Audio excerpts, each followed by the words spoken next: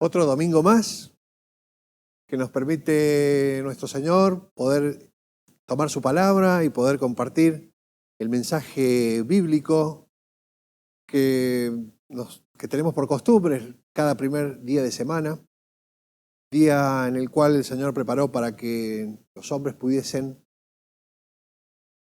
unir su espíritu al Espíritu de Dios, aquellos que somos lavados, redimidos por la sangre de Cristo. Tenemos como un muy buen hábito el reunirnos, en este caso a través de video, las cámaras, debido a la situación reinante.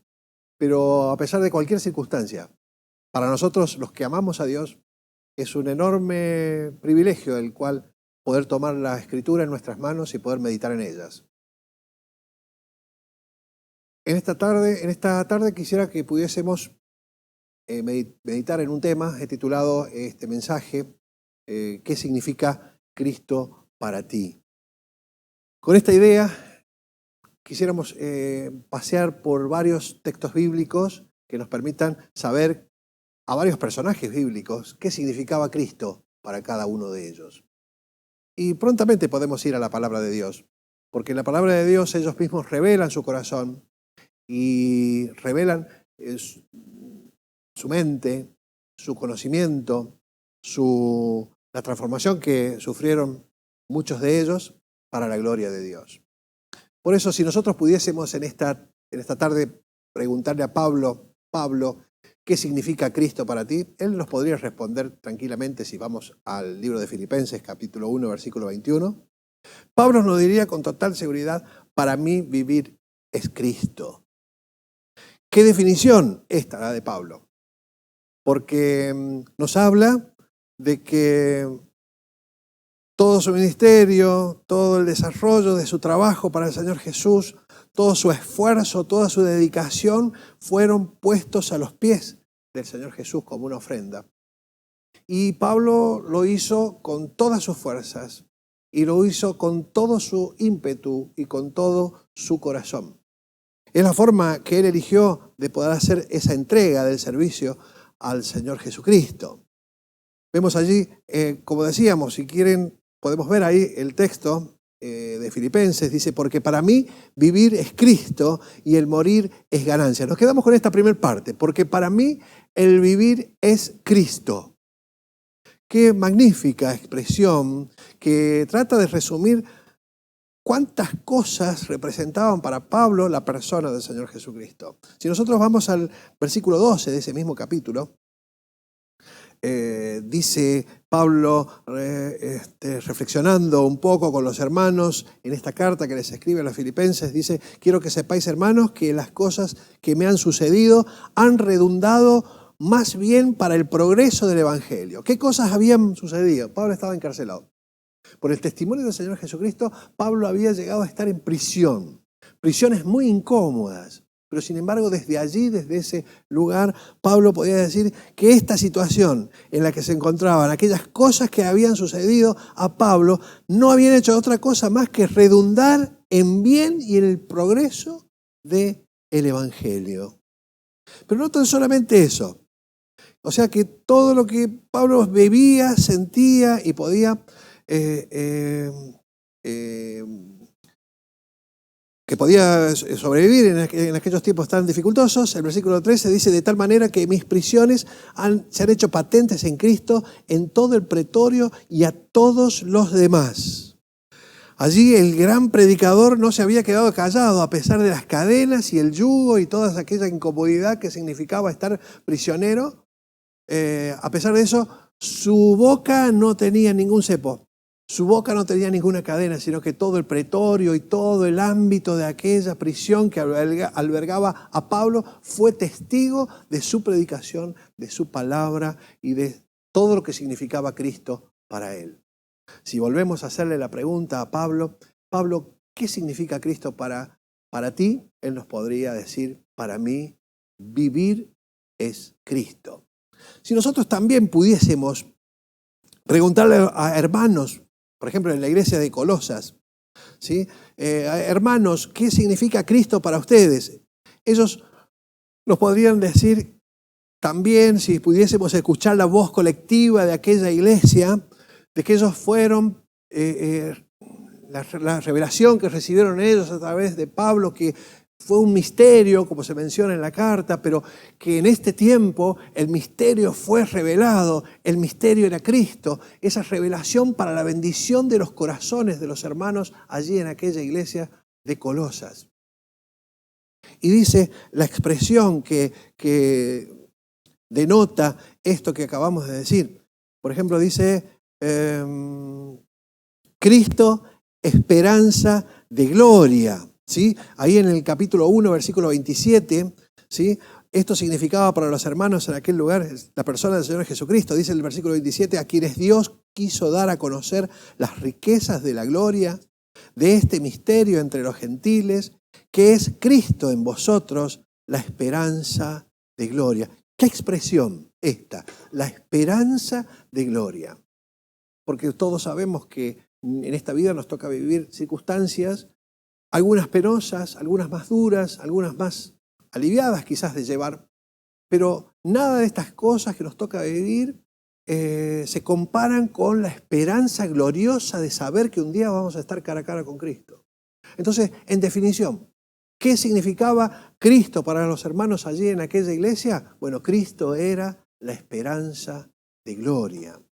Si nosotros también pudiésemos llevar esta pregunta a Juan el Bautista, si nosotros le pudiésemos decir a Juan el Bautista qué significa Cristo para ti, él nos podría decir que Cristo es el Cordero de Dios. Otra definición tan potente, ¿no?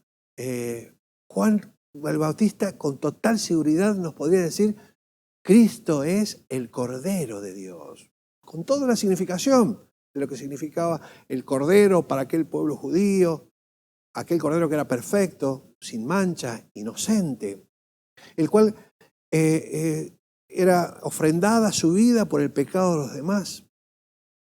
La definición de Cristo como el Cordero de Dios que quita el pecado del mundo es una definición magnífica, es una definición en una frase que condensa el significado personal, en este caso para Juan el Bautista. Y seguramente si pudiésemos hacerte a ti la pregunta de qué significa Cristo para ti, tendrías también una respuesta muy buena. También le podemos preguntar a Juan, el que escribió el Evangelio, ¿sí? Allí en la primera carta que escribe Juan a los hermanos, esta carta universal, circular de Juan hacia las iglesias, la primera carta en el capítulo 5, versículo 20. Juan, ¿qué significa Cristo? ¿Qué se representa Cristo para ti? Él nos dice en el versículo 20, en la parte final de este versículo, estamos en el verdadero, en su Hijo Jesucristo.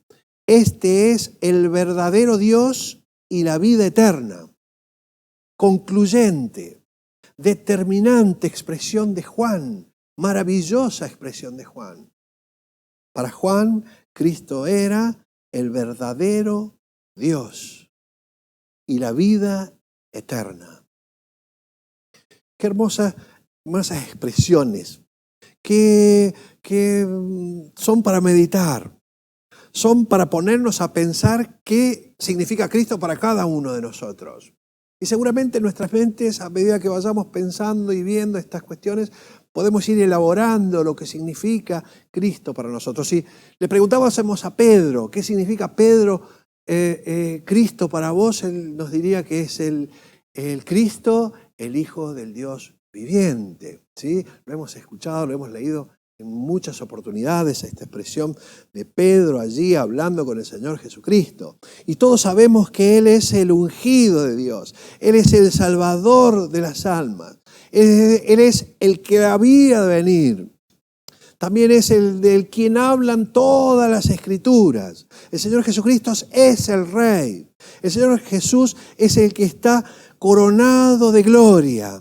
El Señor Jesús es el que posee toda la potestad de los cielos y la tierra. Todo eso es nuestro Señor Jesús. Qué bueno es cuando podemos admirarlo. Qué bueno es cuando podemos mirar su gloria con nuestros ojos espirituales y poder y nace desde lo profundo de nuestro corazón un gozo y alabanza en un reconocimiento a nuestro Señor Jesús. También y hay una frase, ¿sí? De la cual creo que va a ser el nudo de la meditación en esta tarde, es la pregunta que le podemos hacer a una mujer en este caso. Si vamos al Evangelio de Juan, nos vamos al capítulo 20 y al versículo 13. También esta mujer pronuncia, tiene la oportunidad de decir una expresión desde sus labios que nos van a indicar la huella que dejó el Señor en su corazón. Cómo el Señor Jesús talló en su corazón una impresión imborrable sobre esta mujer y que seguramente nos vamos a gozar y vamos a compartir seguramente con ella esta expresión tan hermosa, que dice ahí en el capítulo 20 del Evangelio de Juan, versículo 13, y le dijeron: mujer, ¿por qué lloras? Les dijo: porque se han llevado a mi Señor y no sé dónde le han puesto. Fíjese, quisiera detenerme en esta expresión: se han llevado a mi Señor. Y esta expresión, mi Señor, tiene también un condimento poderoso de que nos está reflejando el corazón de aquella mujer, que nos está mostrando lo que ella sentía por el Señor Jesucristo, de lo que la admiración que ocasionó el Señor pudiendo transformar su corazón, pudiendo convertirse en su amo, en su dueño. Esta expresión, mi Señor, no se repite en otros lugares. Tuve oportunidad de poder buscar en la palabra del Señor a ver si esta expresión, mi Señor, que lo dijera una persona del Señor Jesucristo, no se repite. Qué notorio que es esto. Creo que hay un evangelio que, citando el Antiguo Testamento, sí hace una expresión de mi Señor, pero dicho en este sentido, en una persona que denota que estaba cautiva por la personalidad y por la misma presencia de Dios que transformó su corazón y transformó su futuro, transformó su ánimo, transformó su esperanza. Y la vemos aquí en el escenario de la resurrección del Señor Jesucristo. Allí donde había ya un sepulcro vacío, ella pudo expresar al momento de ver el sepulcro vacío y no saber dónde se hallaba el cuerpo del Señor Jesús, poder decir: se llevaron a mi Señor y no sé dónde le han puesto. ¿Quién es María Magdalena? Si nosotros hacemos un poquito de historia como para poder tener un parámetro de lo que la palabra del Señor nos muestra, podemos ir al Evangelio de Lucas, capítulo 8, que nos da la primera referencia, capítulo 8, versículo 2. Nos da la primera referencia de María Magdalena, ¿sí? María Magdalena conformaba un grupo de mujeres a las cuales el Señor había sanado y había sanado su corazón y había transformado su entendimiento, y ellas prontamente pudieron servir al Señor. Y lo hacían con mucha dedicación. Dice así el capítulo 8, versículo 2. Versículo 1, 2 y 3 vamos a leer. Aconteció después que Jesús iba por todas las ciudades y aldeas, predicando y anunciando el evangelio del reino de Dios, y los 12 con él. Y algunas mujeres que habían sido sanadas de espíritus malos y de enfermedades, María, que se llamaba Magdalena, de la que habían salido 7 demonios, Juana, mujer de Chuza, intendente de Herodes, y Susana, y otras muchas que le servían de sus bienes. El primer encuentro que tiene el Señor Jesús con María Magdalena, la sana y dice que expulsa de ella 7 demonios. Ella ella pudo experimentar la curación maravillosa de la mano de poder del Señor Jesús, limpiando su espíritu, limpiando su corazón, limpiando su vida, pudiéndole darle libertad de donde ella estaba esclavizada. Ella pudo experimentar y apreciar la mano poderosa del Señor Jesús, limpiando su corazón, como decíamos, y nació en ella, junto a otras mujeres más, poder colaborar con el ministerio del Señor y participaban de todas aquellas cosas que ellas producían para poder sustentar de algún modo también el ministerio terrenal del Señor Jesús y sus 12 discípulos.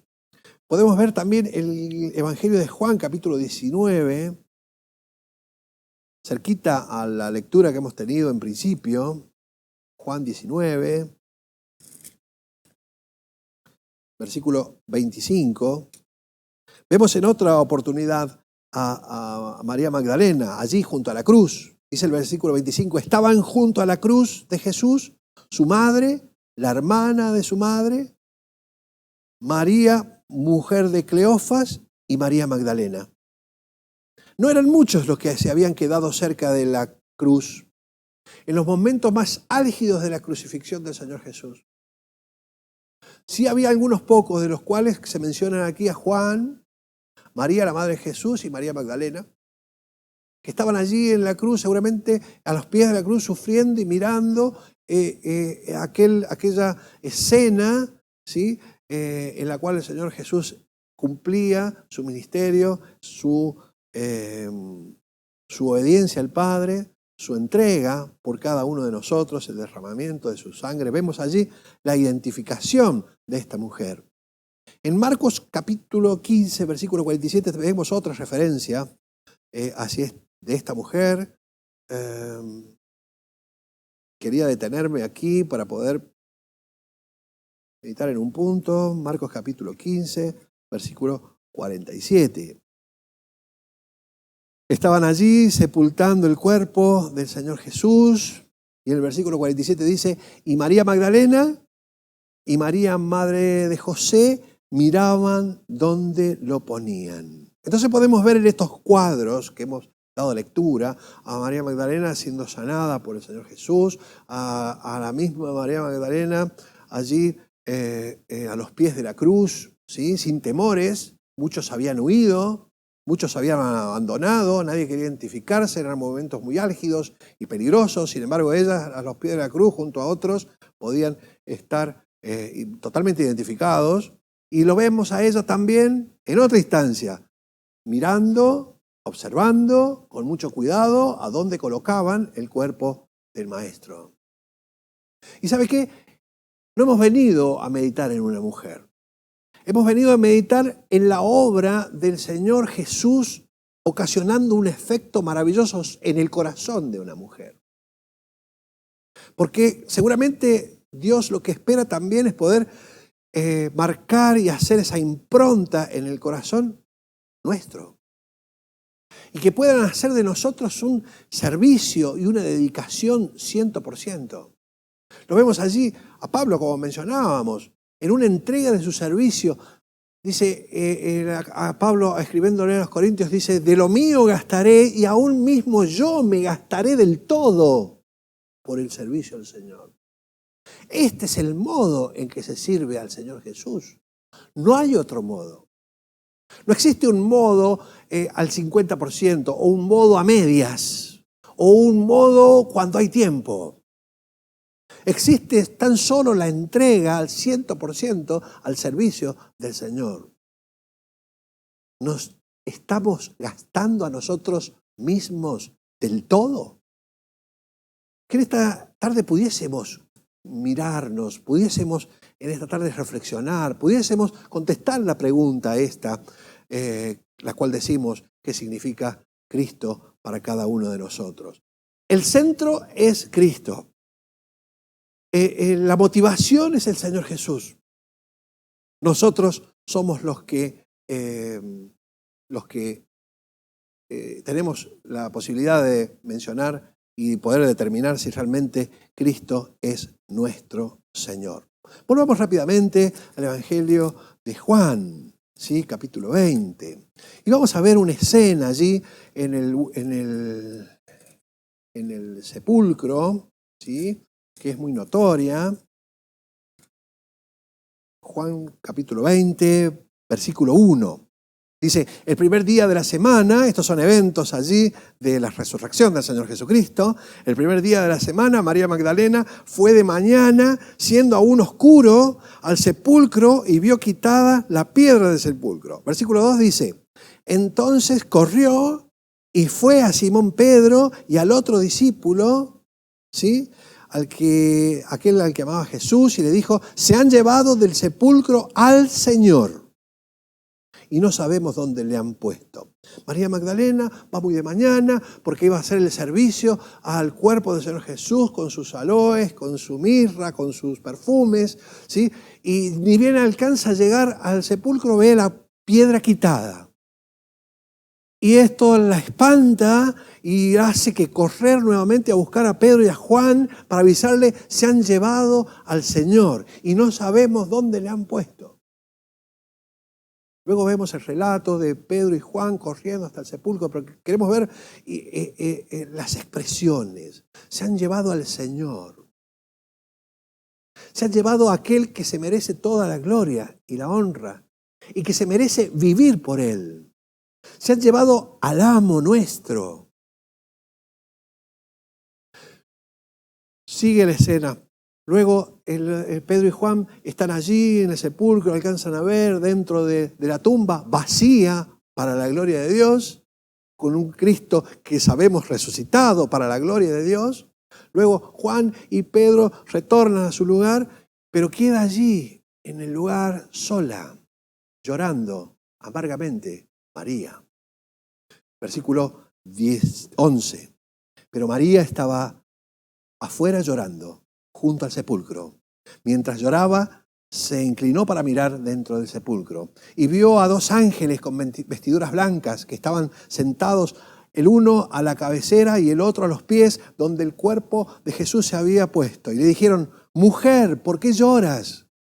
Le dijo, porque se han llevado a mi Señor y no sé dónde le han puesto.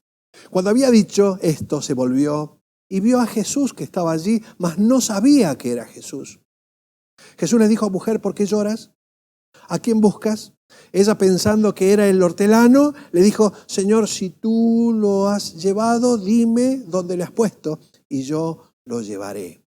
Aquí nos podemos, en esta respuesta última que da María Magdalena, vemos el grado de compromiso y el grado de identificación con el Señor Jesús que estaba dispuesta a hacer aún en esta hora tan dura, hablando con extraños y estando allí.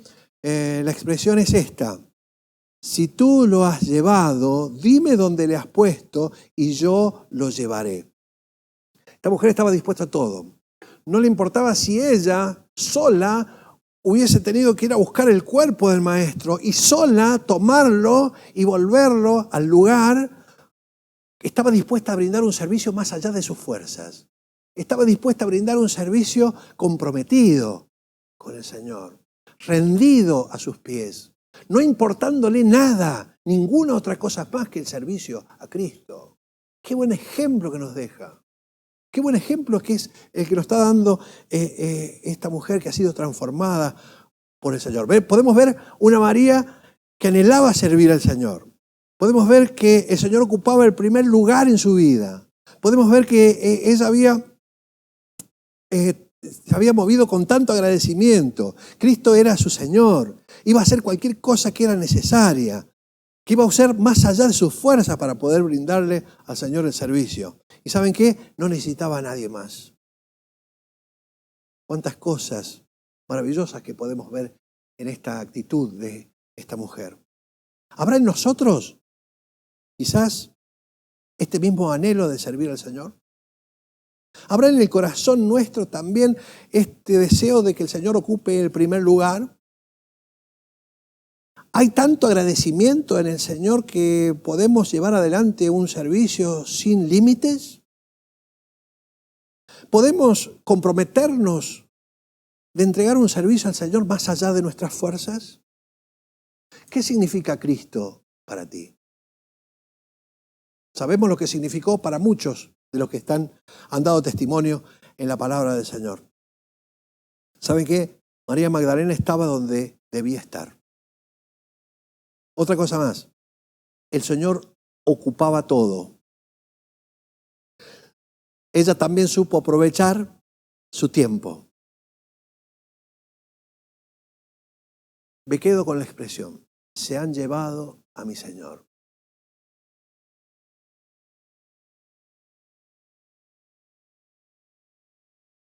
Quizás, seguramente, habrá en tu corazón experiencias muy fuertes que hayan y que puedas testificar de que en tu vida ha habido un cambio profundo desde que conociste al Señor. Esperemos que esto siga siendo de esta manera. Que siempre podamos darle el 100% y el servicio abnegado a Cristo porque Él se lo merece. No hay otro que se merezca que nosotros podamos ofrendar toda nuestra vida, que podamos gastarnos a nosotros mismos del todo por Él. Termina el pasaje. Jesús le dijo, María, y volviéndose ella, reconoció a Jesús y le dice, Raboni, que significa maestro. Entonces el Señor Jesús le dice María y ella le dice gran maestro. Ese significa gran maestro. Que en esta tarde nosotros también podamos ver así como en estos pasajes bíblicos al gran maestro de nuestras almas. Al gran maestro que provocó en nosotros algo tan profundo que es la limpieza de nuestro corazón y una comunión y una reconciliación con el Padre. Es el deseo de mi corazón que en esta tarde Dios nos bendiga a todos.